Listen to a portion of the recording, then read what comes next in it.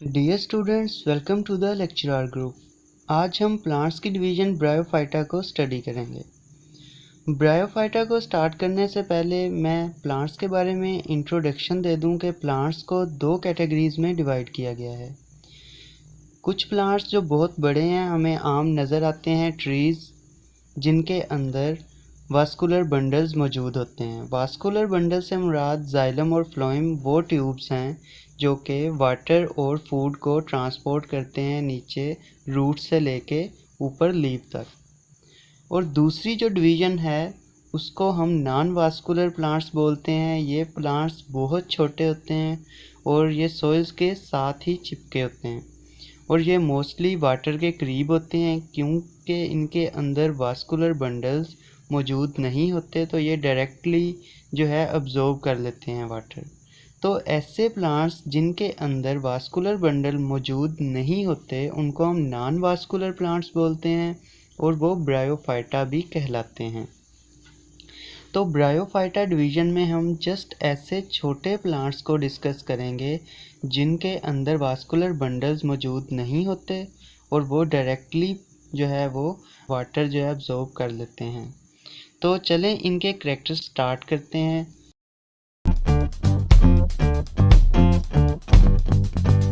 सबसे पहला जो करैक्टर है इनका वो ये है कि ये प्रिमिटिव प्लांट समझे जाते हैं, यानी कि फर्स्ट प्लांट क्लोनाइज लैंड। ऐसे प्लांट्स जो कि पहली बार ज़मीन पे यानी खुश्की पे आए थे उनको हम ब्रायोफाइटा बोलते हैं। इनको कंसीडर किया जाता है कि जो पहले एलजी थी, ग्रीन एलजी, वो वाटर में रहती थी, उसके बाद उसने लैंड पे आए तो ब्रायोफाइटा बन गई। तो सेकंड इसमें वही पॉइंट जो मैंने अभी आपको बताया था इंट्रोडक्शन में कि इनके अंदर कंडक्टिंग टिश्यू जाइलम फ्लोएम यानी कि वास्कुलर बंडल्स मौजूद नहीं होते, इसीलिए इनको नॉन वास्कुलर प्लांट्स भी बोला जाता है। तीसरी बात यह कि नो स्ट्रेंथनिंग टिश्यूज़, मतलब ये कि जैसे कि आपको मैंने बताया कि जो दूसरी डिवीज़न है जो कि वास्कुलर प्लांट्स की है, वो बड़े ट्रीज़ होते हैं, उनको स्ट्रेंथ चाहिए स्टेम के अंदर, तो उनमें ये वाले स्ट्रेंथनिंग टिश्यूज़ मौजूद होते हैं। लेकिन ब्रायोफाइटा जो कि छोटे प्लांट्स हैं इनको स्ट्रेंथ नहीं चाहिए, इनके अंदर स्टेम नहीं होता, इसलिए इनको स्ट्रेंथ भी नहीं चाहिए।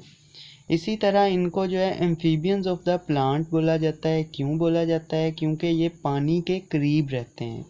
जिस तरह एम्फीबियन जो हैं वो पानी के अंदर भी रहते हैं और लैंड पे भी आते हैं, लेकिन पानी उन्हें चाहिए होता है, तो इनको भी जो है पानी चाहिए। क्यों?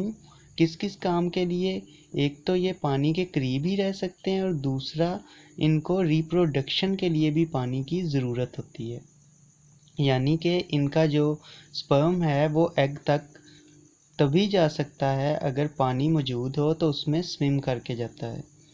अब आप सोच रहे होंगे कि ये वाले पॉइंट्स कहाँ से आए हैं, तो ये वाले पॉइंट्स आपकी बुक में से निकाले हैं। आपने बिल्कुल परेशान नहीं होना, जस्ट ये वाले पॉइंट अगर आपको क्लियर हैं तो आप इस पे नोट लिख सकते हैं ब्रायोफाइटा पे, और आप देखिएगा कि आप बुक वाली तमाम जो है वो पॉइंट्स को समझ जाएंगे। सिर्फ आप ये क्लियर कीजिए, इनके नोट्स बना लीजिए, आपको ज़रूर जो है इसमें मदद मिलेगी। अब नेक्स्ट चलते हैं कि ये फिर इनके अंदर जब कंडक्टिंग टिश्यू ही नहीं है यानी वास्कुलर बंडल नहीं है, तो ये वाटर कैसे अब्जॉर्ब करते हैं? By osmosis and diffusion. इसके अलावा ये ऐसे प्लांट्स हैं जिनके अंदर ना तो सीड बनते हैं रिप्रोडक्शन के लिए, ना ही फ्लावर। आपको पता है कि जितने भी वास्कुलर बंडल्स होते हैं हायर, उनमें सीड्स भी बनते हैं और फ्लावर्स भी होते हैं। तो ये वाले प्लांट्स जो ब्रायोफाइटा है इसके अंदर एक ये भी डिफरेंस है कि इनमें सीड और फ्लावर नहीं होते, बल्कि ये रिप्रोड्यूस करते हैं स्पोर्स के थ्रू। ठीक है, स्पोर्स के थ्रू जो है ये नया प्लांट बनाते हैं। इसी तरह जो लास्ट पॉइंट है, 2 हेट्रोमॉर्फिक जनरेशन्स होती हैं ब्रायोफाइटा के अंदर। अब ये हेट्रोमॉर्फिक जनरेशन्स क्या हैं, इसको स्टडी करने के लिए आपको पहले दोनों जनरेशन का पता होना चाहिए। तो मैं अब आपको जनरेशन्स की तरफ ले जाता हूँ। आपने ये वाले पॉइंट्स लिख लेने हैं, बहुत ईजी हैं, कुछ जो हैं करैक्टर्स हैं बस ब्रायोफाइटा के। तो अब हम चलते हैं जनरेशन्स की तरफ। ये डेफिनेशन है, ये हम एंड पे करेंगे ताकि पहले हम समझ जाएं ब्रायोफाइटा को, फिर इनको डिफाइन भी करेंगे। तो गेमीटोफाइट जो पहली जनरेशन है उसको हम गेमीटोफाइट बोलते हैं, ठीक है। गेमीटोफाइट, इसको बोलने की वजह क्या है, वो ये है कि ये गमीट प्रोड्यूसिंग होती है, ठीक है। ये एग और स्पर्म प्रोड्यूस करती है। अच्छा, अगर हम इसको देखें यहाँ पे, तो ये जो आपको ये लीफ लाइक स्ट्रक्चर नज़र आ रहा है, ये सॉइल के साथ चिपका होता है। ये क्या है, ये थैलस, ठीक है। इसे थैलॉइड भी बोलते हैं और थैलस भी। अब ये जो गेमीटोफाइट है, ये मोस्टली इस तरह थैलस लाइक स्ट्रक्चर होता है, ठीक है। यानी कि इसमें ना तो लीफ होते हैं, ना स्टेम होता है, ना ब्रांचेस होती हैं, और लाइक स्टेम लीफ, ठीक है। या कुछ हद तक ये हो सकता है लीफ लाइक, जैसे यहाँ पे आपको नज़र आ रहा है, लेकिन ट्रू लीफ या स्टेम नहीं होता इसमें। With root like anchoring rhizoid, ठीक है। जिस तरह रूट्स जो हैं वो एंकर करती हैं प्लांट को, जो है वो मिट्टी के साथ जोड़ के रखती हैं, ठीक है, वैसे ही इसमें रूट्स तो नहीं होती, लेकिन सिंगल सेल राइजॉइड या मल्टी सेलुलर राइजॉइड होते हैं। तो ये गेमीटोफाइट की प्रॉपर्टी है। दूसरी क्या है, गेमीटोफाइट हैप्लॉइड होता है, यानी कि 1n होते हैं, ठीक है। With multi cellular sex organ protected by sterile cell. इनके जो सेक्स ऑर्गन्स हैं वो मल्टी सेलुलर होते हैं और प्रोटेक्टेड बाय स्टीराइल सेल, मतलब स्टीराइल सेल ऐसे जो कि प्रोडक्टिव नहीं होते, ऐसे सेल से प्रोटेक्टेड भी होते हैं। अब पानी से जब आप लैंड पे आए हैं ऐसे प्लांट्स, तो उनको जो है वो प्रोटेक्शन भी चाहिए जो है, तो उसके लिए स्टीराइल सेल ऊपर उनकी लेयर होती है। ये करते क्या हैं, गेमीटोफाइट, नेम से पता चल रहा है प्रोड्यूस गेमीट करते हैं। अब इसमें जो है वो दो जो हैं वो सेक्स ऑर्गन्स होते हैं, एंथ्रीडिया और आर्चिगोनिया। एंथ्रीडिया क्या होते हैं, ये मेल जो है वो रिप्रोडक्टिव ऑर्गन है और ये प्रोड्यूस करता है एंथीरोजाइड या स्पर्म। तो ये एंथीरोजाइड या स्पर्म प्रोड्यूस करता है, और स्पर्म कैसे होते हैं, वो मोटाइल होते हैं, यानी कि मूव कर सकते हैं, और एक से ज़ायद होते हैं, बहुत ज़्यादा जो है तादाद में प्रोड्यूस होते हैं। इसी तरह आर्चिगोनिया क्या होता है, फीमेल का रिप्रोडक्टिव ऑर्गन आर्चिगोनिया कहलाता है। ये एग प्रोड्यूस करता है और ये सिंगल सेल होता है और लार्ज होता है। लार्ज क्यों होता है, इसमें फूड स्टोर होती है, और ये मूवेबल नहीं होता, ये मोटाइल नहीं होता। अब ये जो हैं एक दूसरे से फ्यूज़ कैसे होते हैं, मैंने आपको बताया था कि ब्रायोफाइटा को रिप्रोड्यूस करने के लिए वाटर ज़रूरी है, तो वाटर चाहिए होता है, और केमिकल्स के थ्रू जो है एक दूसरे की तरफ ये अट्रैक्ट होते हैं, और स्पर्म जो है वो वाटर के अंदर स्विम करता हुआ केमिकल्स से जो है अट्रैक्ट होता हुआ लार्ज एग के पास पहुंच जाता है।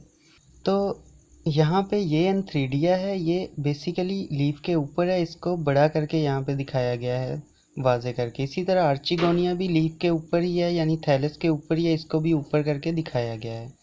जब ये हो जानी है फर्टिलाइजेशन, यानी कि स्पर्म ने यहाँ से, एंथीरोजाइड ने यहाँ पे जो आर्चिगोनिया है इसके अंदर एग को फर्टिलाइज कर देना है, तो 2n जाइगोट बन गया।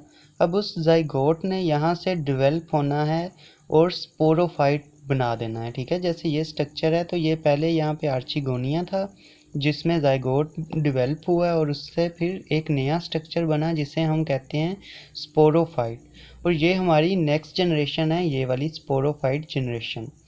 तो यहाँ से बेसिकली आप देखें ये गेमीटोफाइट से ही आगे स्पोरोफाइट बन रहा है। तो इसलिए गेमीटोफाइट जो है वो इंडिपेंडेंट होता है और स्पोरोफाइट उस पर डिपेंड कर रहा है, ठीक है। पेरेंट गेमीटोफाइट है और उसका जो चाइल्ड है वो स्पोरोफाइट है। तो इस तरह स्पोरोफाइट बनता है। अब हम स्पोरोफाइट के बारे में मज़ीद पढ़ते हैं। ये जो है ये मोस्टली फुट, सीटा और कैप्सूल पर मुश्तमिल होती है, ठीक है। कुछ जो हैं वो डिविजन्स में ये होता है, कुछ में नहीं भी होता। फिर ये डिप्लॉयड है, ठीक है। यहाँ पे हमने इसको क्या पढ़ा था, हैप्लॉयड। ये क्या है, ये डिप्लॉयड फेज है, और produced haploid spores bye meiosis, ठीक है। ये डिप्लॉयड होता है और इसमें मियोसिस होती है और हैप्लॉयड स्पोर प्रोड्यूस करता है। एक तो ये डिफरेंस आ गया इन दोनों में। दूसरा, these spores germinate into male और फीमेल गेमीटोफाइट, ठीक है। अब स्पोरोफाइट में क्या होता है कि वो डिप्लॉयड है, उसमें मियोसिस होगी, और मियोसिस से अगेन जो है वो स्पोर प्रोड्यूस कर देगा। अब वो जो स्पोर्स हैं वो 1n हो गए हैं, वो स्पोर जब जर्मिनेट करेंगे तो वापस क्या बना देंगे, गैमीटोफाइट। मेल गमीटोफाइट भी बना सकते हैं, फीमेल गमीटोफाइट, और एक ही जिस पे दोनों हों वो भी बना सकते हैं। तो स्पोर जर्मिनेट इनटू मेल और फीमेल गमीटोफाइट, 2n जाइगोट जो होता है वो डेवलप होता है स्पोरोफाइट में। अब यहाँ पे अगर हम देखें इसमें, तो ये जो आपको एक ऊपर को स्ट्रक्चर निकला नज़र आ रहा है, ये स्पोरोफाइट का स्ट्रक्चर है। अब यहाँ पे आप देखें कि ये वाला स्ट्रक्चर एक तो किस पे लगा हुआ है, गमीटोफाइट के ऊपर, ये जो गमीटोफाइट है उसके ऊपर है, ठीक है। और ये डिपेंड कर रहा है किस पे, गेमीटोफाइट पे। गेमीटोफाइट यहाँ पे फोटोसिंथेसिस के थ्रू फूड बना रहा है, राइजोइड के थ्रू जो है वाटर ले रहा है, ठीक है, और ये उसको फूड भी दे रहा है और प्रोटेक्शन भी कर रहा है स्पोरोफाइट को। तो स्पोरोफाइट जो है वो डिपेंड कर रहा है गेमीटोफाइट पे। स्पोरोफाइट ना तो खुद से खुराक बना सकता है, ना खुद से जो है ये अपनी प्रोटेक्शन भी कर सकता है।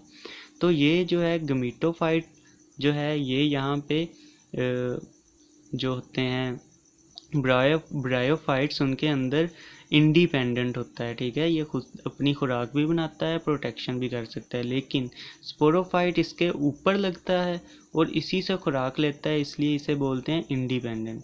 तो दो जनरेशन्स हैं, गमीटोफाइट जो कि गमीट प्रोड्यूस करती हैं, और स्पोरोफाइट जो कि स्पोर्स प्रोड्यूस करता है। और गमीटोफाइट से आगे स्पोरोफाइट बन रहा है।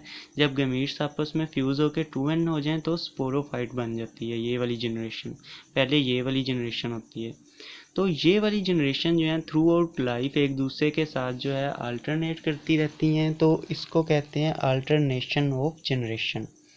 और अगर आपने वो जहाँ पे आपको वो बताया था कि दो हेट्रोमॉर्फिक का क्या मतलब है, हेट्रोमॉर्फिक का मतलब होता है मॉर्फ यानी शक्ल में एक दूसरे से मुख्तलिफ हैं। अब आप देख सकते हैं कि गमीटोफाइट का और स्ट्रक्चर होता है, स्पोरोफाइट का और स्ट्रक्चर होता है, तो इसलिए इन्हें हेट्रोमॉर्फिक भी बोला जाता है, ठीक है। अब अगर हम इसको ग्रामेटिकली देखें, ग्राफिकली देखें, तो यहाँ पे आप देखें कि गमीटोफाइट है ये वाली जनरेशन, इसने आगे एग और स्पर्म बना दिया। जैसा कि मैंने आपको बताया था इसके ऊपर मल्टी सेलुलर सेक्स ऑर्गन होते हैं, तो उससे एग और स्पर्म बने और फिर उनके फ्यूजन से जाइगोट बन गया। जाइगोट जो है आगे वो नया जो है वो स्पोरोफाइट बना देता है। स्पोरोफाइट के अंदर जो है वो फिर मेयोसिस के थ्रू स्पोर्स बनते हैं, स्पोर्स वापस गमीटोफाइट बन जाते हैं। तो इससे कहते हैं कि गमीटोफाइट से स्पोरोफाइट बनता है जो कि 2n होता है डिप्लॉयड, उससे फिर वापस मेयोसिस के थ्रू गमीटोफाइट बनता है जो कि हैप्लॉइड होता है। तो ये एक जनरेशन से दूसरी जनरेशन बनती है और फिर पहली बनती है, तो इसको कहते हैं अल्टरनेशन ऑफ जनरेशन। तो ये होती है अल्टरनेशन ऑफ जनरेशन। अब हम अल्टरनेशन ऑफ जनरेशन की डेफिनेशन भी देख लेते हैं कि क्या होती है अल्टरनेशन ऑफ जनरेशन। तो alternation of generation in life of bryophyte haploid gametophytic generation alternate with the diploid sporophytic generation. ये है हैप्लॉइड गमीटोफिटिक जनरेशन, ये स्पोरोफाइट में कन्वर्ट हुई है, स्पोरोफाइट अगेन गमीटोफाइट में। तो इसको कहते हैं अल्टरनेशन ऑफ जनरेशन। इसका फ़ायदा क्या होता है कि it provide genetic changes which help in adaptation and survival. आपको पता है कि यहाँ पे मियोसिस हो रही है, मियोसिस के थ्रू जो है वो स्पोर्स बन रहे हैं, तो मियोसिस में हमेशा जो है वो वेरिएशंस आती हैं, तो इस लिहाज से ये हमें सर्वाइवल में भी मदद करता है। और इसके अलावा गमीटोफाइट एक जनरेशन है, एक स्पोरोफाइट। इन अगर गमीटोफाइट जो है किसी वजह से नहीं मतलब वो मौसम की कंडीशंस ऐसी हैं कि नहीं ग्रो कर पा रहा, तो स्पोर्स की शक्ल में प्लांट महफूज रहेगा। और अगर स्पोरोफाइट नहीं काम कर रहा तो गमीटोफाइट की शक्ल में जो है प्लांट महफूज रहता है, तो सर्वाइवल में हेल्प आउट होता है। अब आपको अल्टरनेशन ऑफ जनरेशन का भी पता चल गया, दो जो हैं जनरेशन यानी गमीटोफाइट और जो है स्पोरोफाइट, इनका भी पता चल गया। तो अब हम चलते हैं डेफिनेशन की तरफ कि डेफिनेशन क्या होती है ब्रायोफाइट्स की। तो ब्रायोफाइट्स को अब डिफ़ाइन करना बिल्कुल भी मुश्किल नहीं होगा आपके लिए। एक तो आपको अब करैक्टर्स सारे पता चल गए, बहुत शॉर्ट पॉइंट लिखे हैं, और आपको पता चल गया कि जनरेशन्स कौन कौन सी हैं, दो। तो अब हम डेफिनेशन देखते हैं नॉन वास्कुलर। जैसा कि मैंने आपको स्टार्ट ऑफ द लेक्चर में बताया था कि नॉन वास्कुलर का मतलब होता है जिनके अंदर वास्कुलर बंडल यानी कि जाइलम फ्लोएम नहीं प्रेजेंट। फ्लावरलेस, फ्लावर भी नहीं होते हैं इनमें। Non vascular flowerless plant which shows heteromorphic alternation of generation. Heteromorphic का भी बता दिया आपको कि दोनों जनरेशन्स की जो मॉर्फोलॉजी है वो एक दूसरे से डिफरेंट होती है। With dominant independent gametophyte. अब मैंने आपको बताया था कि गेमीटोफाइट जो है वो अपनी खुराक खुद तैयार करता है, इसलिए वो इंडिपेंडेंट है। On which dependent homosporous sporophyte is attached. और गेमीटोफाइट के ऊपर जो है वो स्पोरोफाइट अटैच होता है जो कि डिपेंडेंट है, जिसको खुराक किससे लेनी पड़ती है, गेमीटोफाइट से, इसलिए वो डिपेंडेंट कहलाता है। तो होमोस्पोरस यानी एक जैसे स्पोर प्रोड्यूस करता है ये, इज अटैच्ड। तो ऐसे प्लांट जो कि नॉन वास्कुलर फ्लावरलेस प्लांट हों, जो कि शो करें heteromorphic alternation of generation with dominant independent gametophyte which depend on homosporous sporophyte is attached is called bryophyte. तो ये एक डेफिनेशन है ब्रायोफाइटा की। बेसिकली इस डेफिनेशन में हम मोस्टली करैक्टर्स ही बता रहे हैं ब्रायोफाइट्स के। तो आई होप सो आपको जो है ब्रायोफाइट्स की समझ लग गई होगी। ये ग्रुप ऑफ प्लांट है जिसकी के ये करैक्टर्स होते हैं, ठीक है। और इनकी जो है लाइफ साइकिल में दो जनरेशन्स होती हैं, एक गेमीटोफाइट जो गेमीट बनाती है और एक स्पोरोफाइट जो कि स्पोर्स बनाती है। वो अल्टरनेट करते रहते हैं, इसलिए इसको हम अल्टरनेशन ऑफ जनरेशन में भी स्टडी करते हैं। और इसमें हमें यह पता है कि गेमीटोफाइट इंडिपेंडेंट होता है जबकि स्पोरोफाइट डिपेंडेंट होता है। अगर आपको समझ आई है तो प्लीज़ को लाइक कीजिएगा और शेयर भी कीजिएगा और चैनल को भी सब्सक्राइब कर दीजिए।